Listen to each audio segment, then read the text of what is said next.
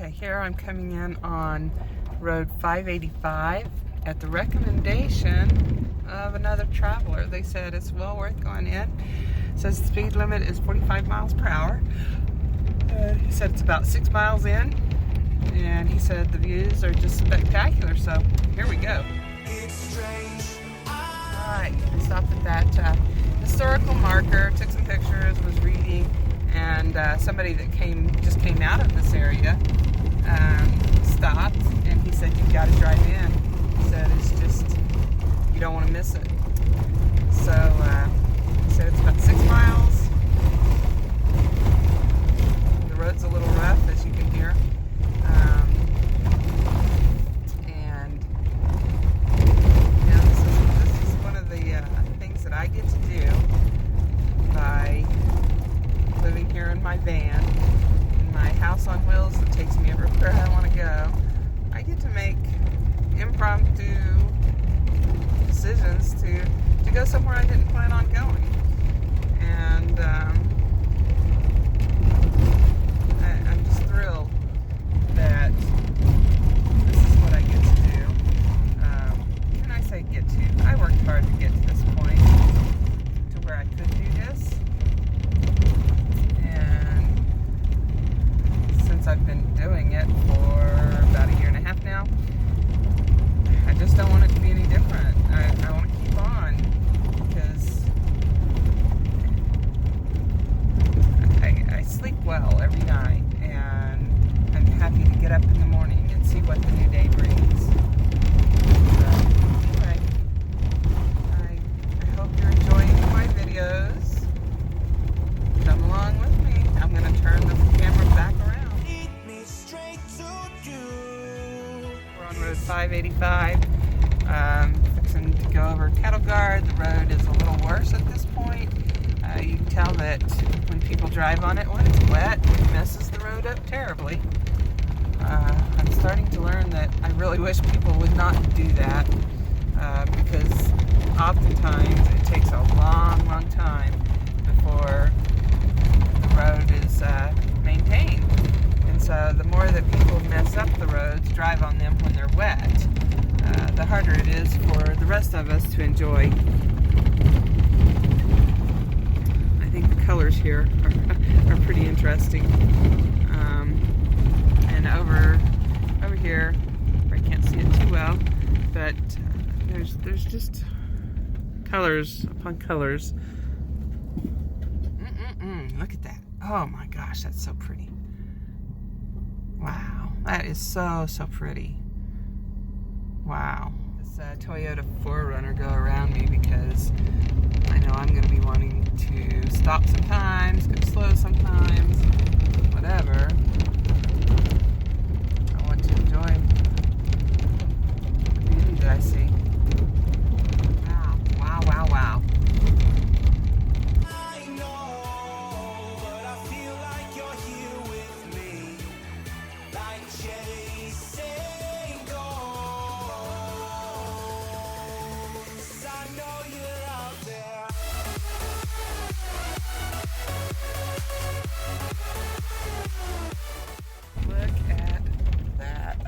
Hate to get washed down into that, but boy, I sure would like to be able to pull over and take a picture of this. My goodness, this place is a must see. I am so glad that guy told me to go down here, because this is absolutely stunningly incredible. I can feel it somewhere inside, haunting. Like a drug I keep on wanting. There's a love that fits so perfect, it's hard to believe. There's a reason. I've stopped here, van's still running, to take pictures, and I am telling you, the pictures, the video, none of it does this place justice. I mean, I'm standing right here, kind of on the edge of this canyon here, and it's beyond my words. I mean, just Wow, must see place. Can you believe this? I mean, there's green, purple, and white, and brown, and blue, and red, and yellow, and green, if I didn't say green already. I don't know. I mean, there are so many colors here. And the layers and the formations. And I've been to places like, you know, similar before, but I think, I don't know. I don't even know what I'm trying to say. I can feel my heart stop beating, and the air gets tough just breathing. I'm alone, but I'm still feeling like someone's with me. It's strange, I know, but I feel like you're here. I think I'm about to go down a real steep one. I know you're out there.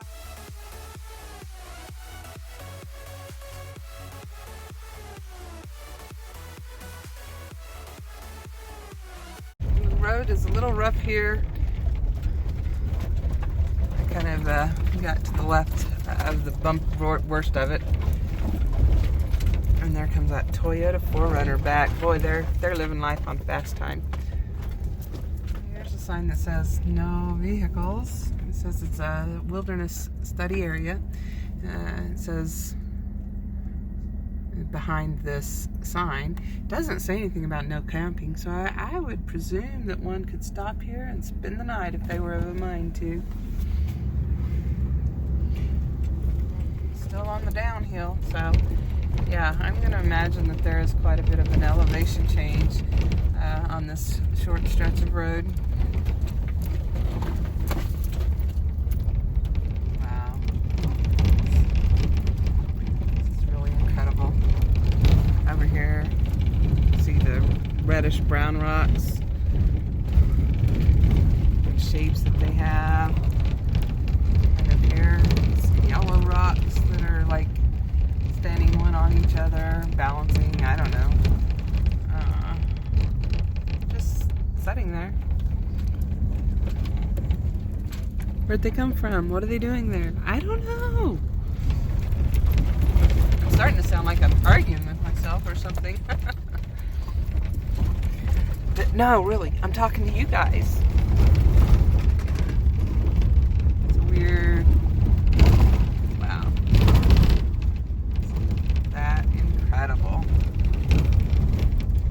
Okay, so I was told to go to the right, which is parking, and to the left is continuation of the road 585. I'll probably look at the little map on it, but right now I'm going to go to the parking area.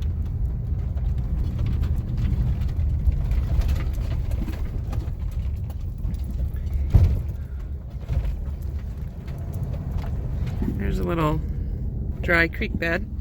But I feel like you're here with me, like chasing ghosts. I know you're out there.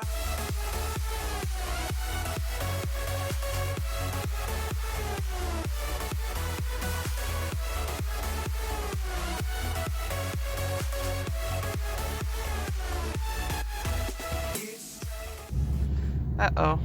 What am I coming to here?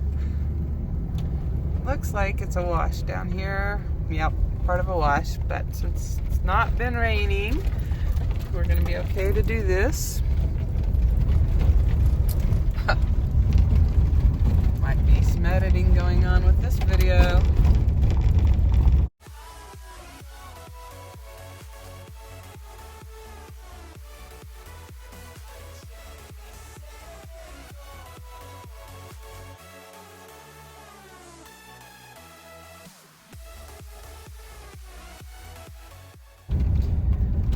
I probably won't get any further than a little north of Page, Arizona today. I probably will camp in Utah, right north of Page. I had thought I might go on into Colorado, but that would be an extra 4 hours beyond where I made my first planned camping spot. And since lot of exploring that I was not sure if I would be doing or not. Yeah, I don't think I'll go any further than the north side of Page today. It is indeed what I presumed it to be, which is a cemetery. We'll probably get out and take some pictures. Okay, so indeed, this is a cemetery. You'll see that all the headstones are one just like the other and don't appear to have any names on them. Maybe at that little information kiosk back the way, maybe it'll have a little more information about this. Here's a little sign, so I'm going to read it. Those people had a hard life, but they were hardy people. Alta Mae Hanson, great-granddaughter of Susan Reynolds Smith and Thomas Washington Smith, both of whom are buried in this cemetery. The family and friends of Pioneer and Paiute people buried in this cemetery still live in this area and honor their ancestors. I can feel it somewhere inside, haunting like a drug I keep on wanting. There's a love that fits so perfect it's hard to believe. There's a reason I can feel my heart stop beating, and the air gets tough just breathing. I'm alone. Read this sign, even though it's windy, just in case I'm unable to read it from the picture that I took. It says, in memory of Thomas Smith, Susan Smith, Mary Smith, Ellen Smith, Tabitha Smith, William Smith, Martha Mangum, Ruperta Twitchell, John Twitchell, Dennis Smithson, Alan Smithson, Margaret Smithson, and Susan Smithson. It shows that the earliest birth was in September of 1813 and that the latest death was in September of 1897. After carefully looking at the sign, it looks like 4 people were over the age of 60. There was one 41-year-old, and the other 8 people were aged anywhere from 3 days old to 17 years old. So life here in Paria really must have been pretty rugged for the pioneers that lived in this area at that time. Okay, I don't know what keeps happening. I'm starting the video running and then it stops. So I'm going to give it one more try to do this 360.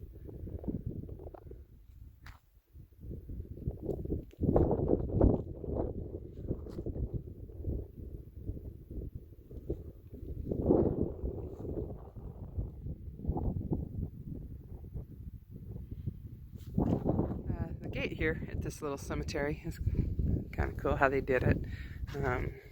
They just have 2 gates going into the one. Somewhere inside, haunting like a drug I keep on wanting. There's a love that fits so perfect it's hard to believe. There's a reason I can feel my heart stop beating, and the air gets tough just breathing. I'm alone, but I'm still feeling like someone's with me. It's strange, I know, but I feel like you're here with me. Like Driving along here, and all of a sudden I got to this spot. It looks very sandy. I guess I could step out and see if it feels sandy. However, I think I'm just going to choose not to go down there because I don't want a chance getting stuck. So I'm going to back it up.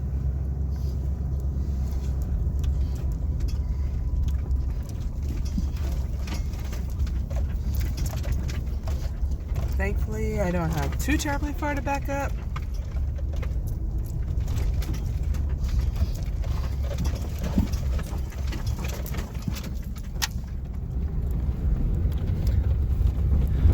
I could just spend all day looking at all this, hiking it. It's so pretty.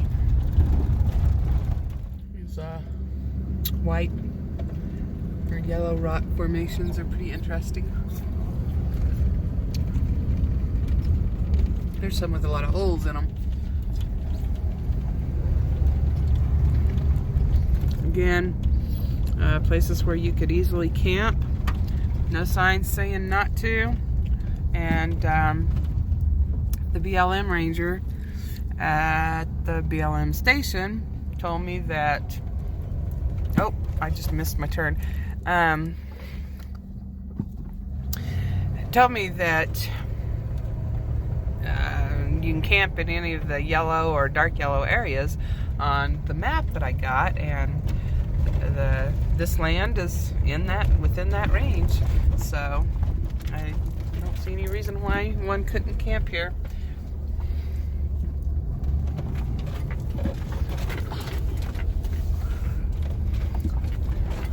Okay, this is a deep wash. I didn't go through this before, I don't think, but oh yeah. Well, scraped a little bit, but not too bad. Hopefully. Anyway.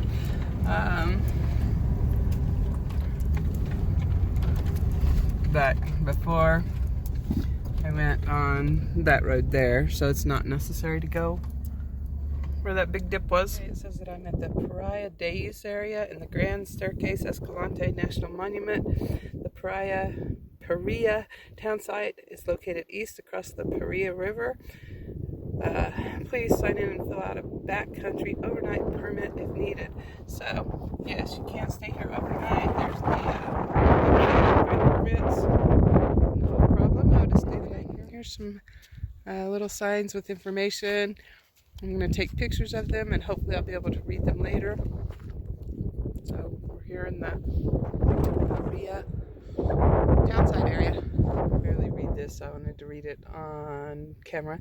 It says it's not as good as it looked, which, like I said, I'm going to read the other things later and hopefully I'll be able to read what they say. But, like, here's one spot that you totally can't read it at all. What a shame. So, they say it's not as good as it looked. Again, what a shame. What a shame this wasn't a good place to live, because it certainly is beautiful. Between 1872 and 1882, Paria prospered, growing to 47 families with 130 people, including 20 Paiute Indians. Log and sandstone houses and a church were built. In 1883, massive flooding caused most people to abandon Paria. Check out that area. You can see that there's a lot of rock sliding that goes on, probably whenever it's raining heavily. It'd be cool to climb up there to the top. That's cool. Ah, some evidence of water. Ew, that looks nasty. Wonder when it rained. That's pretty nasty. Alright, back to climbing back out. I'm sure I'm going to enjoy the ride out as much as I did coming in. Don't know if I'll do as much video. We'll see. The Paria Town site. Cool explorations.